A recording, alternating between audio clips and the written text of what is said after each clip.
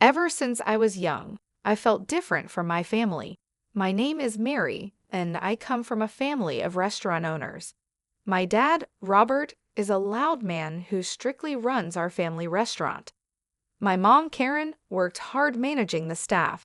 Then there's my older brother, James. He's the favorite and is expected to take over the business. One evening, as we sat for dinner, the smell of Dad's famous roast filled the air. Mom was excited about a new recipe. "Mary, you'll love this. It includes your favorite herb. What's its name?" she asked, her eyes shining. "Thyme," I said quietly, not really eating. James laughed, his mouth full. "Who cares about a herb? Wait till you see the new grill Dad's getting for the restaurant. That's what's important." Dad looked at me and said, "Mary, when will you start showing interest in the restaurant? You're not getting any younger." I tried to shrink in my chair. "I don't know, Dad. I like being outside with plants and stuff." Mom looked at Dad, concerned. "Plants? What are you going to do with plants? You need a real job, Mary. Something reliable."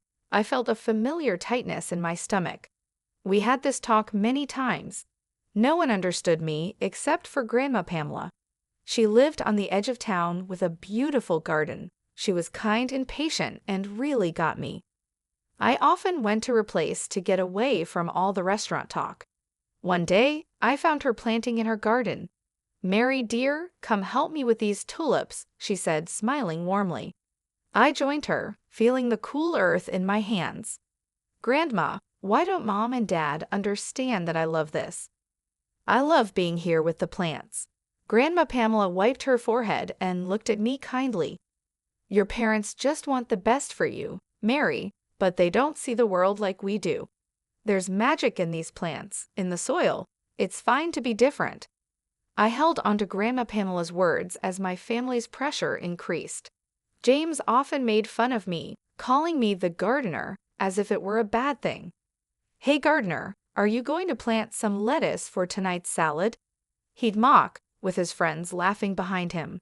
I just rolled my eyes and walked away. They didn't understand. They couldn't see the beauty in a single leaf or feel the calm of the morning dew, but I did. And when I was gardening, I felt right at home. Graduation from high school felt like standing at a crossroads, and I, Mary, was ready to choose a different path for my family. The house was full of excitement over James's plans to work with Dad at the restaurant. During this time, I felt more like a watcher in my own life. One evening, we were all in the living room. Dad was talking excitedly about making the restaurant bigger. "James, you'll be right in the middle of all this," he said, patting my brother on the back. James was thrilled. "Yeah, I've got some big plans, Dad. We're going to make this place huge." I sat there, playing with a loose thread on the couch, feeling unseen. Mom looked at me sharply, as if trying to snap me out of a daydream. "And what about you, Mary? Ready to step up? You can work the front desk. Learn how things work." I took a deep breath. It was now or never. "Actually, I'm not going to work at the restaurant. I'm going to study landscape design," I said quietly. The room went silent. Dad's face turned red like a ripe tomato. "Landscape what now?" he exclaimed. "That's no career for you. You're part of this family, and the restaurant is our legacy." James snickered. "What are you going to do? Plant flowers for a living?" My cheeks were hot as I said, "Yes, that's exactly what I'm going to do. I'm good at it and I love it." Mom looked both confused and worried. "Mary, be realistic. You can't make a living just playing in the dirt." I stood up, feeling bold. "It's not just playing in the dirt, Mom. It's about creating something beautiful and real. I'm not asking for your approval, but I am telling you this is my decision." Dad banged his hand on the table, his voice loud. "If you choose this foolishness, you're on your own. Don't expect any help from us." I felt nervous, but I spoke clearly. "Fine, I'll do it on my own." Grandma Pamela, who had been quietly knitting in the corner, finally spoke up. Her calm voice had a strong impact. "Robert, let the girl follow her heart. She's got a talent, and it would be wrong to waste it," she said, looking straight at Dad. Dad grunted in frustration and turned away. Fine, do what you want, but don't come crying to us when it all falls apart. I walked out of the room, my heart racing. James's sarcastic voice followed me. Good luck, gardener. Let's see how far those flowers get you. Starting college felt like jumping into deep water. It was exciting but scary. Mary, was stepping away from what my family expected, ready to make my own path in landscape design. I remember the excitement of the first day in class. The room was alive with eager students. I found a spot in the back, trying to blend in. That's when Helen, a girl with bright red hair and a mischievous look, sat next to me. Hey there, newbie. I'm Helen. First time in landscape design. I nodded shyly. Yeah, I'm Mary. It's all a bit overwhelming. Helen laughed warmly. You'll fit right in. Wait till you get your hands into the real dirt. It's amazing. What brought you to this field? I hesitated, the sting of my family's disapproval still fresh. I've always loved plants and the outdoors. It's where I feel right, you know? Helen's smile grew. Perfect place for you then. The classes were full of learning and creating. I was learning so much, from the science of soils to the art of design. I was finally speaking a language I loved. After one intense class, Mr. Joseph, our professor who was as tall and sturdy as an oak, called me over. Mary, your designs are something else. You have a real talent for this, he said in a serious yet encouraging tone. I was surprised. Really? Thank you, Mr. Joseph. I'm just trying to do my best. He leaned in, looking right at me. You have potential. Don't waste it. Push harder. His words stuck with me. I spent more time in the studio, my designs becoming more ambitious and creative. It was tiring but thrilling. Despite the joy, I still missed my family. One evening, I decided to call home. The phone rang, each tone filled with anticipation, until finally, my mom answered, her voice sharp. What do you want, Mary? Her tone hurt, but I continued. I just wanted to check in and see how everyone is doing. She scoffed, her voice scornful. Oh, now you care, after running off to play in the dirt, abandoning your own family. I kept my voice calm. I didn't abandon anyone, Mom. I just chose a different path. She laughed coldly. A dead-end path, you mean? Don't expect us to be here waiting when it all falls apart. The call ended soon after, leaving me upset but also more determined. I dove back into my work with new intensity, determined to prove to my family and to myself that I was on the right path. Life always throws unexpected challenges, and mine came during my final year of college in the form of a phone call from Nicole Kidman, my mom's sister. Her voice was shaky and strained. Mary, it's about your grandma Pamela. She passed away last night, Nicole Kidman said, her voice breaking with emotion. I felt as if the ground beneath me had disappeared. Grandma Pamela had been my rock, the one who believed in my dreams. Losing her felt like losing a part of myself. The funeral was a somber event. My family was there, all stiff and formal. Dad, Mom, and James felt like strangers to me. After the service, I overheard Mom talking to Nicole Kidman. I still can't believe she left that house to Mary. What's she going to do with it? She can barely take care of herself, Mom said, her voice full of disapproval. I felt angry but kept quiet. I didn't want to argue, especially not there and then. A few days later, at the reading of the will, I learned that Grandma Pamela had left me her house, the beautiful garden haven where I had spent so many hours.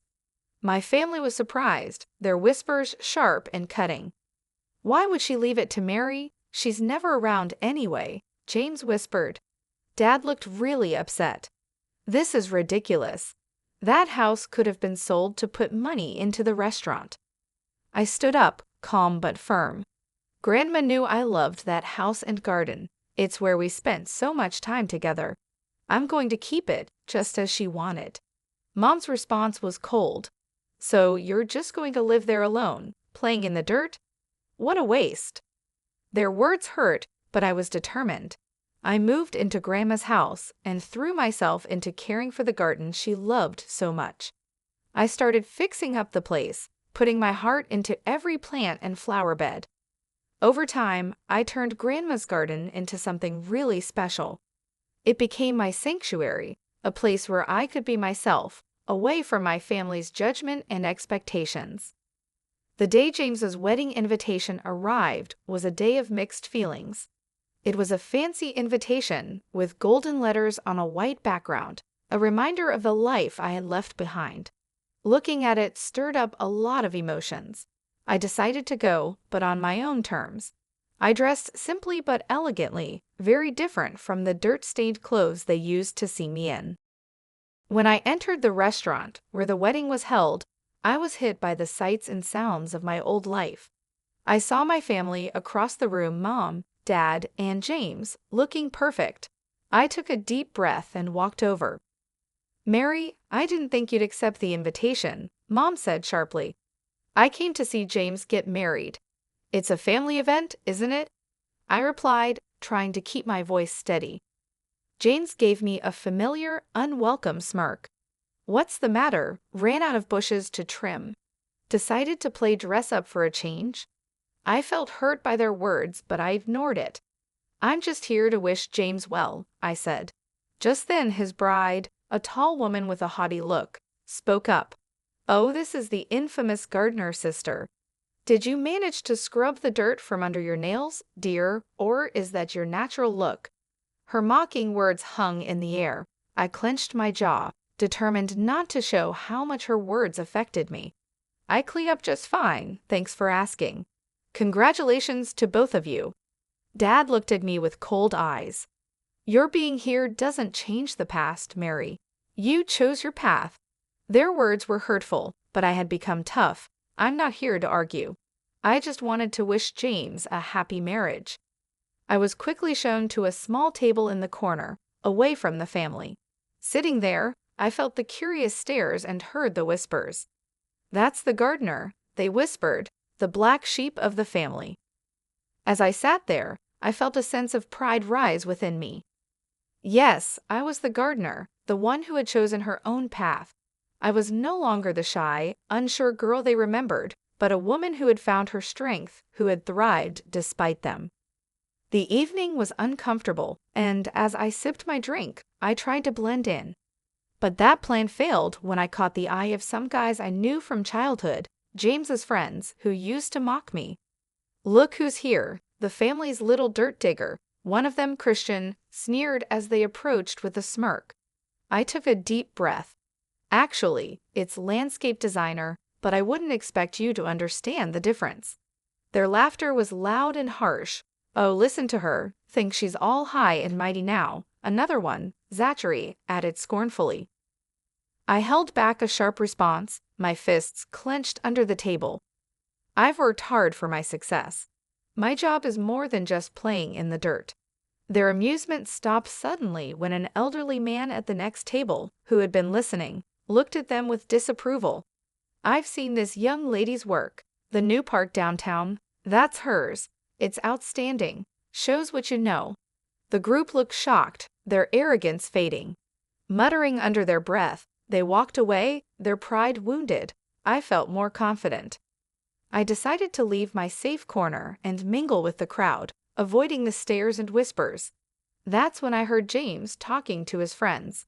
"She's always been the odd one, more into her plants than real work," James said, his voice mixing amusement and scorn. His friend laughed loudly. "Every family's got its black sheep, huh?" Their words hurt, but I walked away, reminding myself that their opinions didn't define me. As I moved through the crowd, I bumped into my cousin Hannah, who was always more reserved compared to our loud family. "Hey Mary, I've seen some of your designs. They're really impressive," she said genuinely. I managed a small smile. "Thanks, Hannah. That means a lot, especially today." Hannah gave me a knowing look. "I never agreed with how they treated you. You're doing great, and I'm glad you stuck to your path." Her kind words comforted me a little amid the challenges of the evening. We talked for a short while, a brief break from the tension, before Hannah moved on, and I went back to my corner. I felt isolated as the party continued around me. The loud music, the clinking glasses, and bursts of laughter seemed to belong to a different world. I sat there, drinking slowly, wishing the celebration would end. As the wedding night drew to a close, feeling more mixed than ever, the scene, a distant relative of James's bride, took the stage for his speech. "Ladies and gentlemen, it's a delight to be here," he began, his voice filling the room. "But tonight, I want to highlight a special guest among us, a true star in the world of landscape design, Mary." Hearing my name, I almost choked on my drink. I stood up hesitantly, feeling exposed like a deer caught in headlights. The scene smiled at me. "Mary here is the brilliant mind behind the transformation of our city park. She's a celebrated landscape designer who has won multiple awards for her incredible work. Let's give her the recognition she deserves." The room burst into applause, a sound that was unfamiliar to me. I glanced at my family's table and saw their faces filled with shock and embarrassment. James's bride leaned toward him, her voice full of disbelief. "Is he talking about your sister, the gardener?" James mumbled something, looking like he wished the floor would swallow him up.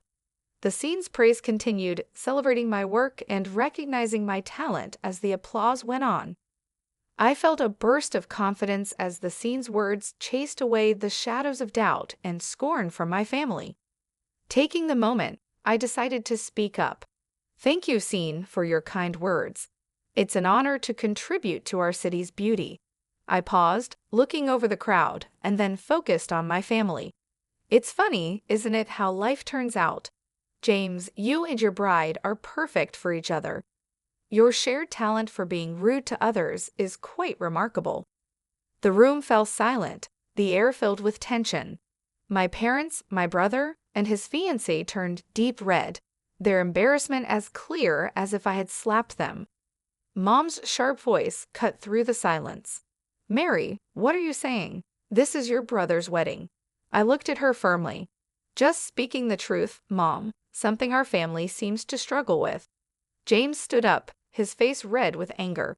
"You can't come here and talk to us like that." I stood my ground. "I've earned my right to speak, James. Maybe it's time you all listened." The confrontation ended with James sitting back down, defeated, and the room slowly came back to life. The scene nodded at me respectfully before moving on. As I sat back down, I felt a little lighter. I had spoken my mind and stood up for myself in a way I never had before. I was no longer just the gardener or the outcast. I was Mary, a recognized landscape designer who had outgrown my family's narrow views. After James's wedding, news of my success as a landscape designer spread. People were talking about the awards I'd won and the projects I'd excelled in. It felt like stepping into the sunlight after years in the shadows. Then, one afternoon, while I was busy sketching a new garden design, my phone rang. It was Mom, her voice unusually sweet. "Mary, darling, we've been hearing so much about your work. Your father and I are so proud of you," she said. I raised an eyebrow. "Really? That's a change of tune." There was a pause on the line. "Well, we were thinking maybe you could come over. We'd love to see you, catch up on things." I could almost hear the gears turning in her head, catch up or catch onto my bank account. I shot back, "Mom, that's not fair. We're family." The word family hit a nerve. Family, like when you all but disowned me for following my dreams? Seems like family matters when there's money in the picture. Before she could say anything more, I ended the call. I wasn't going to let them back into my life just because they noticed my success. A few days later, there was a knock at my door. It was James, with his hands in his pockets, looking everywhere but at me. "Hey Mary, can we talk?" he mumbled. I crossed my arms. "This should be good. What do you want, James?" He shifted uncomfortably. "Look, I know we haven't been great, but you're doing well, and I was wondering if you could, help me out a bit." I couldn't believe what I was hearing. Help you out? After years of calling me the gardener and laughing at my dreams? James's face fell. "I didn't mean it like that. It's just that things are tough." I cut him off. "Save it, James. I'm not your ATM. You and the family made it clear how you felt about me. You can't just come back into my life when it suits you." He opened his mouth to argue, but I stopped him. No, James, you made your choice. Now you have to live with it. After he left, I sat in my garden, surrounded by the beauty I had created. My phone rang a few more times over the next week, with more attempts from my family to make amends, but I didn't answer. I was done with their fair-weather affection. I had built a life for myself, one that didn't need their approval or their greed. I was thriving on my own, and that was all that mattered. They had chosen their path, and I had chosen mine. As I looked around at the plants and flowers that showed my hard work and passion, I realized I had everything I needed right here. I was happy, successful, and free from the toxic ties that had once bound me. This wasn't just the end of a chapter, it was the beginning of a whole new book, my book, and I was going to make sure it was a bestseller, written on my own terms, in my own style. The new growth in my life was just starting, and I was ready for whatever came next.